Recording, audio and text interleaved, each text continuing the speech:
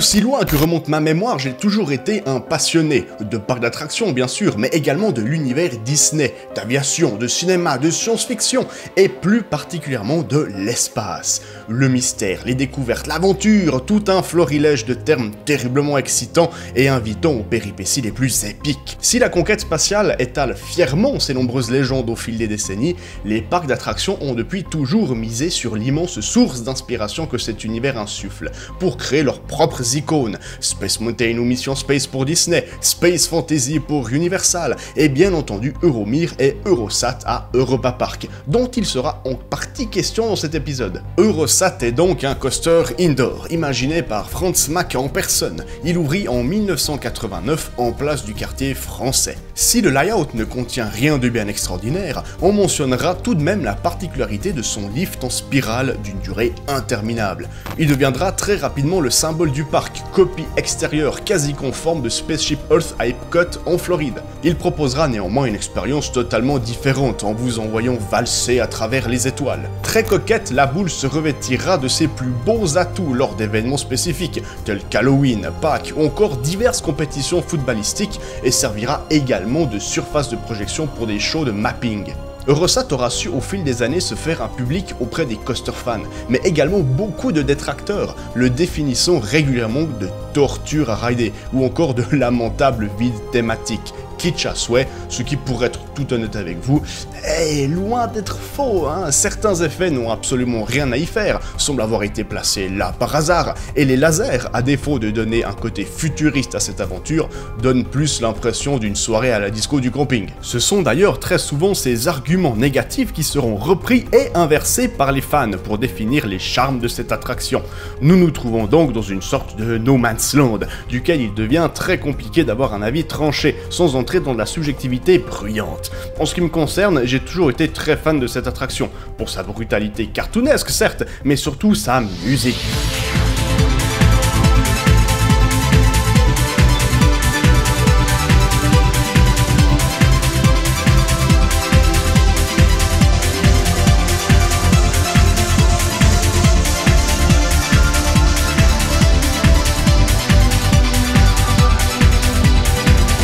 Composé par le groupe Starkfader, cette bonne vieille techno vous accompagnera durant toute l'aventure. Alors oui, je suis d'accord avec vous, il faut aimer le genre. Raison de plus pour trouver des avis totalement divergents concernant cette épopée spatiale.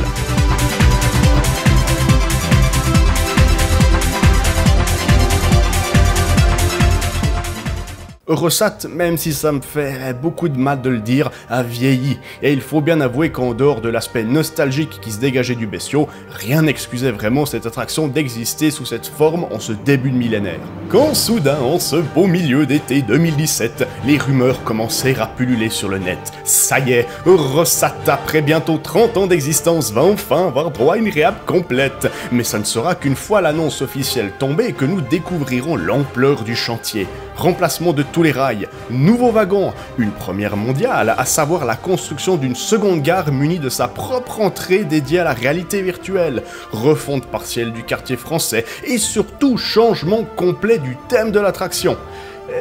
Et c'est là que les premières gouttes de sueur commencèrent à perler sur le front des fans, car si une mise à jour était bien évidemment plus qu'attendue, personne ne souhaitait réellement une modification du thème, l'espace étant, dans une certaine mesure, un sujet bien assez vaste à développer.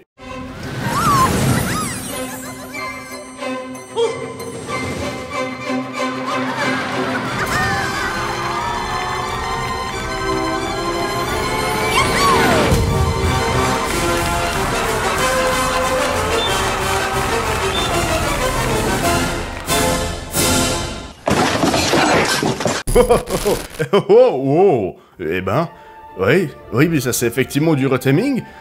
Si ma première réaction à cette annonce a été plutôt négative, je dois bien avouer qu'après un peu de réflexion, cela paraît suivre la récente politique d'Europa Park d'apporter un peu plus de cohérence à ces landes. Il n'y avait effectivement pas réellement de sens à se retrouver avec une attraction spatiale dans un quartier urbain, tout comme avoir, de manière générale, une attraction africaine en Europe, hein, suivez mon regard. Pour moi, ce projet s'intègre parfaitement à la volonté du parc de retrouver une certaine logique thématique et de storyline, et puis bon, encore une fois, Eurosat en avait bien besoin. Allez, assez discuté et allons voir ce que ça donne.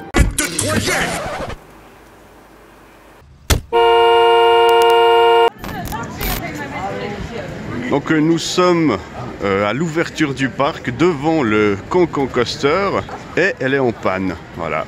Donc la nouvelle attraction du quartier français est en panne. Preuve en est que McRide a une fois de plus excellé dans la thématisation puisque le coaster a décidé de faire grève dès le matin. Le quartier français est plus vrai que nature. Bon, d'entrée, c'est la claque visuelle. Vous l'aurez remarqué, une reproduction du Moulin Rouge trône fièrement à l'entrée de l'attraction, fruit du partenariat exclusif et inédit entre la famille Mack et le célèbre cabaret. Pour commencer, la misérable file d'attente de Rossat a été totalement déroutée et fait maintenant place à un véritable voyage dans la France de la Belle Époque. Je suis absolument fan de cette ambiance, à cheval entre le Moulin Rouge de Baz Luhrmann et le swing de Caravan Palace, le tout fleurant bon la métallurgie d'un Paris victorien. On y retrouve le souci du détail, les clins d'œil appuyés et surtout une thématisation cohérente de bout en bout, un régal pour les yeux et les oreilles. Un peu d'interactivité avec le décor n'aurait assurément pas fait de mal, le voletarium y arrive très bien, et ça a le mérite d'ajouter un peu de divertissement dans ces attentes interminables. Cela annonce du très bon pour le ride, c'était pourtant loin d'être le cas à son inauguration. Il était particulièrement difficile de passer à côté des remarques majoritairement négatives que Cancan Coaster inspirait peu après son ouverture. Beaucoup de gens se plaignant alors de décors quasi inexistants et de mauvaise qualité. C'était sans compter l'extrême réactivité du parc, proposant un ajout de thématisation pour l'ouverture de la saison 2019.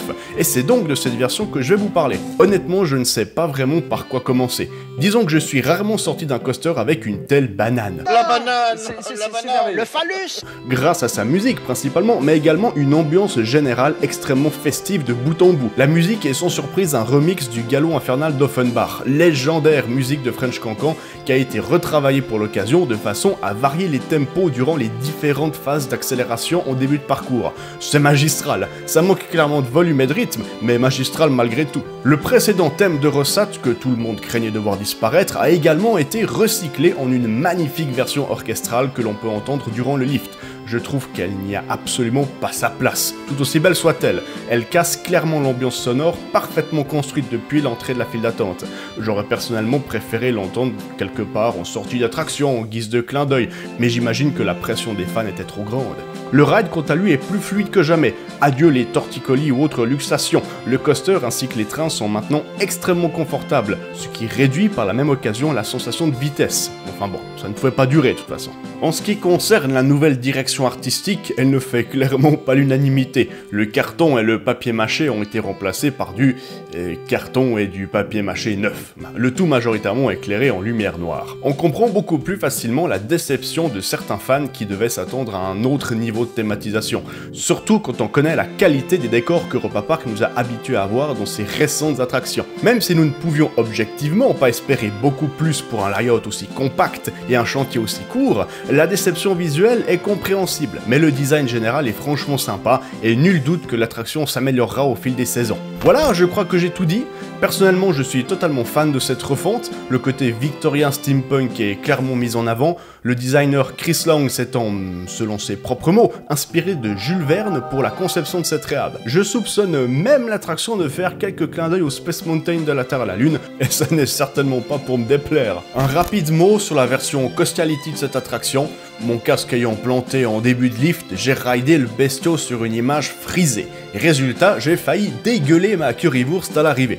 Je ne suis de toute façon pas fan de cette technologie, même si elle est effectivement très sympa. Pour moi, ça n'est pas encore vraiment au point. Je retenterai volontiers l'expérience quand ils auront autre chose à nous proposer que des graphismes de GameCube. Voilà pour la review de ce coaster fun et festif à souhait. J'en profite pour vous informer que j'ai récemment ouvert une page Instagram Coaster Trotter.